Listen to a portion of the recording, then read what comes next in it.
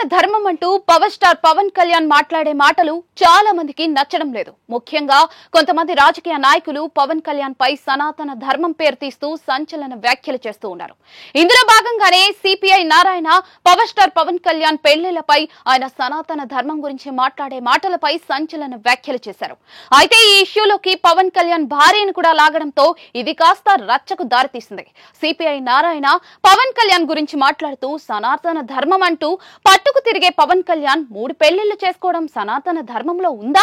2 భార్యలకు విడాకులిచ్చి 3వ భార్యతో ఉంటున్నారు. ఇది సనాతన ధర్మంలో భాగమేనా? పూటకో మాట మాట్లాడుతూ రంగులు మార్చే ఊసరవెల్లి పవన్ కళ్యాణ్. ఈయన పెద్ద బఫూన్. చంద్రబాబు నాయుడు పవన్ కళ్యాణ్ ఎన్డీఏ కూటమితో కలిసి తమ స్వార్థ రాజకీయాలు చేస్తున్నారు. బీజేపీ 2014లో చంద్రబాబును ఓడించి చంద్రబాబు కన్నీళ్లు పెట్టుకునేలా చేసింది. కానీ అలాంటి బీజేపీతో చంద్రబాబు మళ్ళీ ఎలా పొత్తు పెట్టుకున్నారో? పవన్ కళ్యాణ్ పొద్దున్న లేస్తే చెగువేరా అంటాడు, మధ్యాహ్నమేమో సనాతన ధర్మం, రాత్రికేమో గుండు పట్టుకుని పోతా ఉంటాడు పవన్ బఫూన్ బడవ. సనాతన ధర్మం అంటూ పవన్ చెప్పుకుంటూ తిరుగుతున్నావు కదా, సనాతన ధర్మం అంటూ పవన్ కళ్యాణ్ చెప్పుకుంటూ తిరుగుతున్నావు కదా.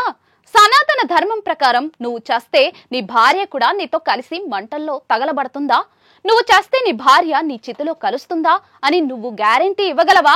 ఇలాంటి చట్టాలను బ్రిటిష్ ప్రభుత్వమే ఎత్తివేసింది. జంతువుకైనా ఒక పాలసీ ఉంటుంది, కానీ నీకు అది కూడా లేదు. అసలు నిన్ను మనిషి అనాలా, జంతువు అనాలా? అసలు వీడు దేనికి పనికిరాడు అంటూ సిపిఐ నారాయణ ప్రకాశం జిల్లా ఒంగోలులోని సిపిఐ రాష్ట్ర మహాసభల్లో ముఖ్య అతిథిగా పాల్గొని చంద్రబాబు పవన్ కళ్యాణ్లపై సంచలన వ్యాఖ్యలు చేశారు. ముఖ్యంగా పవన్ కళ్యాణ్ పై ఈయన చేసిన వ్యాఖ్యలు మీడియాలో దుమారం సృష్టించడంతో పాటుగా చాలా మంది పవన్ కళ్యాణ్ అభిమానులు సిపిఐ నారాయణపై మండిపడుతూ ఉన్నారు.